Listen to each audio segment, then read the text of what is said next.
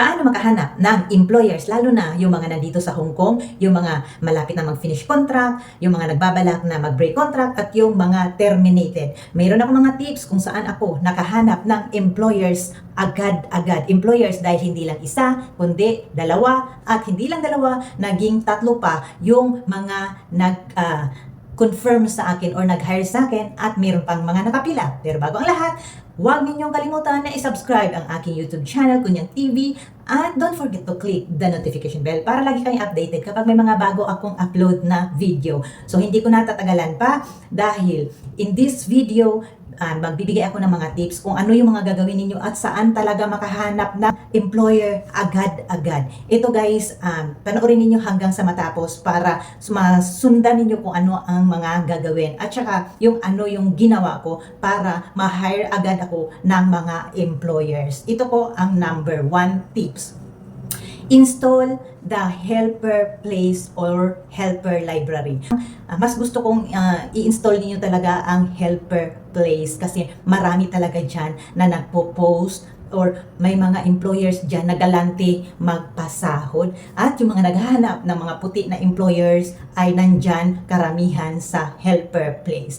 Okay din naman ang helper library dahil yung isang employer na nag-hire sa akin, doon ako nakita. So, pagkatapos ninyong i-install ang helper place and helper library, kailangan ninyong mag-register.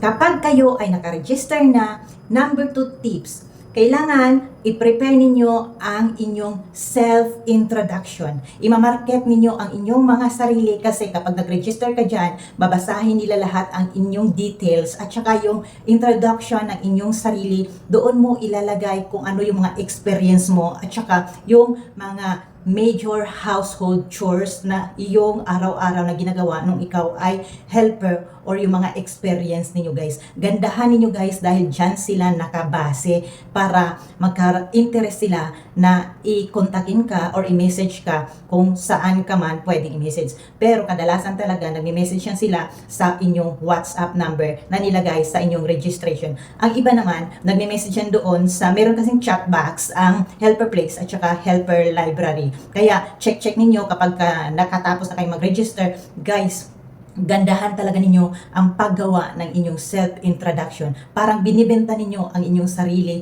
sa mga employers. Kasi kapag nabasa nila yan, magka-interest talaga yan sila sa'yo, sila na mismo ang maghahabol sa inyo, hindi na tayo ang mag-a-apply. Kasi sa aking karanasan, marami talaga ang nag-message sa akin. Bihira lang akong nag-scroll para applyan. Nagbabasa din ako ng mga application doon sa helper library or yung mga job offer. And then, number 3, di ba, naka-register na kayo lahat-lahat, na okay na submit na ninyo yung inyong registration, naka-post na yan sa helper place or sa helper library ang inyong details na naghahanap kayo ng employers. Number 3 ay, dyan na kayo mag-umpisa mag-apply. Sa helper place at saka sa helper library, dalawa lang yan ang nandyan sa loob. Ang employers at saka ang agency. Malalaman ninyo kung ang job offer na yan ay agency dahil ang nakalagay dyan sa kanila sa ilalim ng kanilang profile agency. Kung ang employers naman, ang nakalagay sa mga profiles nila sa baba ay direct. Mas gusto ko na sabihin sa inyo or applyan ninyo talaga, mas nirekomenda ko sa inyo na applyan yung mga direct. Kasi employers talaga yan nandyan. Yung mga nakalagay sa ilalim ng kanilang profile na direct. Employer yan guys, hindi yun agency. So, kapag yun ang inyong applyan, may mga details yun sila, and then sa ilalim ng kanilang job offer, may nakalagay na apply. Kapag nagustuhan ninyo ang job offer na yun, pindutin lang ninyo yung mga apply. Basa-basa lang kayo. Sige lang guys, pindot kayo. Kung sino yung mag-reach out sa inyo, sino mag-message sa inyo, basahin ninyo kung anong pwede, yung mga job offer nila, and then magpa-interview kayo. Kaya, pwede kayo makapili ng mga job offer kahit ilan pa yan guys. At tingnan ninyo kung kailan nila kailangan. Halimbawa, kung ang kontrata mo ay matatapos na this coming January, titingnan ninyo yan na kailangan nila ganitong month or date o ganyan guys. Pero kung alam mo, sa sarili mo, kayang-kaya mo yung trabaho na yan, pwede mong pindutin ng applyan mo yan guys. Basta, sasabihin mo lang, pag interviewin kayo ni employer, sabihin nyo na lang na kung maantay ninyo ako ma'am, mas okay, mag-confirm ako, or halimbawa kung i-hire ninyo ako, pwede akong magpa-release ng maaga. Yung mga ganun-ganun guys, kailangan ninyong i-convince ang inyong mga employers na nag-interview sa inyo. Speaking of employers interview, ito yung number 4 na gagawin ninyo. Kung may mag-message sa inyo ng mga employers, i-grab ninyo ang opportunity, yung mga employers interview na yan. At saka, pagdating sa employers interview, para sila ay ma-hire kanila kaagad or mapalapit ang loob ni employer sa'yo guys, tumingin kayo sa mga mata nila, smile lang. Huwag kayo masyadong magpahalata na kinakabahan. Kasi mahirap pala talaga yung personal, yung face-to-face interview.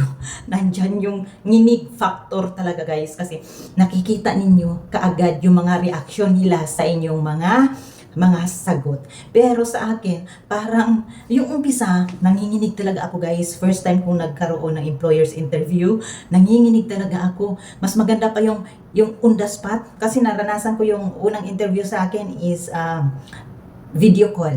So, mas nakakapanginig yung video call. And then, nung umpisa pa lang, sobra akong kinakabahan. Mas okay nga yung on the spot, yung sinabi, oh, ready ka na ba? Yung wala talagang, yung hindi mo pinaghandaan. Kasi, ayun guys, talagang i-accept mo na yung call. Yun na yun, dire-diretso na yung conversation ninyo.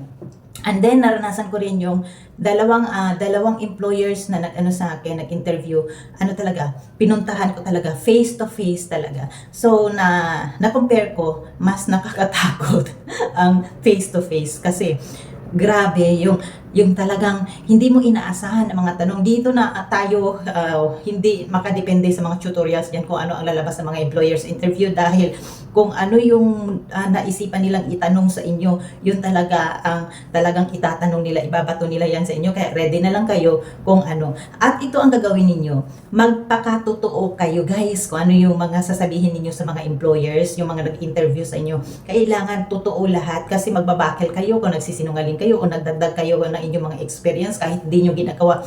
So, kailangan kapag employers interview, magpakatotoo kayo. At ito yung naranasan ko guys. Akala ko hindi na ako mahirapan kapag nag-interview na kasi ganyan na nga, finish contract ako. So, wala nang problema. Pero, ang finish contract pala, lalo na kapag hindi ka mag-renew sa inyong mga employers, halimbawa sa akin, napakagaan ng aking trabaho dito. Pero, talagang tinanong talaga ako kahit na malayo na yung napag-usapan namin, marami na kami mga topic na pag-usapan.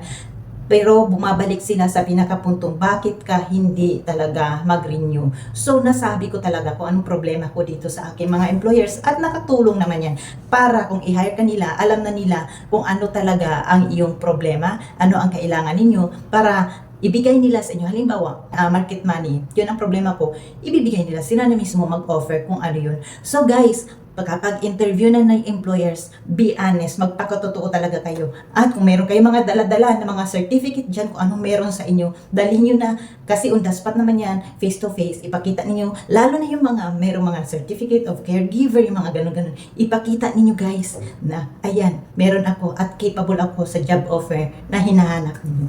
And then, number 5 tips na yun. Kapag kayo ay na-hire ni employer, huwag kayong huminto ha. Kaya magpa-interview kayo na magpa-interview kahit ilan pa yan. At ito ang inyong gagawin. Huwag muna kayong mag-confirm or kahit na kinonfirm na kayo ni employers, huwag kayong magpirma kaagad ng kontrata. Mamili kayo na mamili dahil marami po kayong makita na best pa, maganda ang offer, malaki ang sahod. Kagaya ko, 3 ang nag-confirm sa akin na na-hire ako. Ayun, problema patuloy ako kung paano ko i-cancel yung mga yun.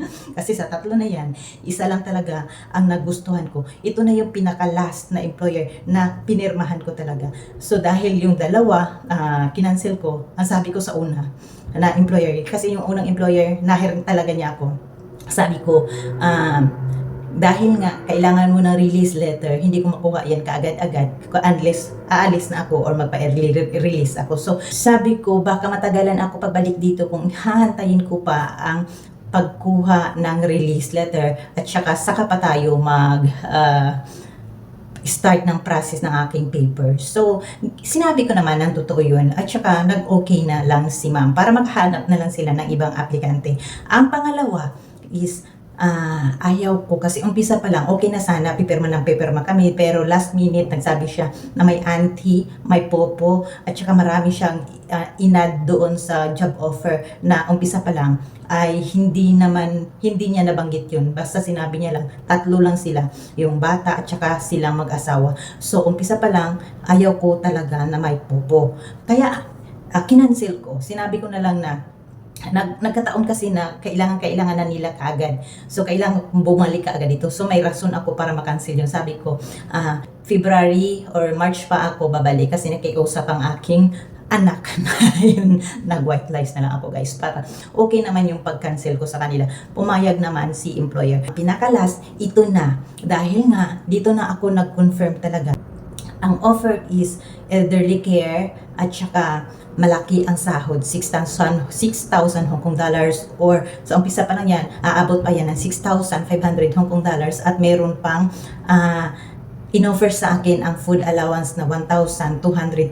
So, ang babantayan ko ay may minor dementia. Sa isang linggo, 2 beses ko lang siya makakasama sa bahay whole day dahil pupunta siya sa school na mga may dementia.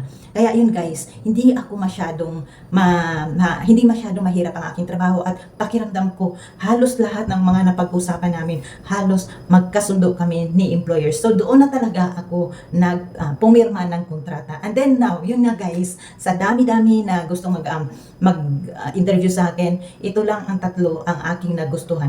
Kaya sa lahat ng mga gustong mag-apply dito, lalo na mga nandito na sa Hong Kong, kailangan ninyong pumili ng mga employers guys. At saka kapag meron kayong mga mag-i-interview sa inyo, i-grab ninyo ang opportunity para marami kayong mapagpilian. At saka piliin ninyo yung the best talaga among the rest. Sana meron kayong natutunan sa video ito at nakapagbigay ako ng inspiration sa mga gustong mag-apply, lalo na dito sa Hong Kong. Dahil yan, ang 2 apps na yan ay napaka-legit at marami talaga ang nakahanap ng mga employers dyan. Thank you for watching. Bye!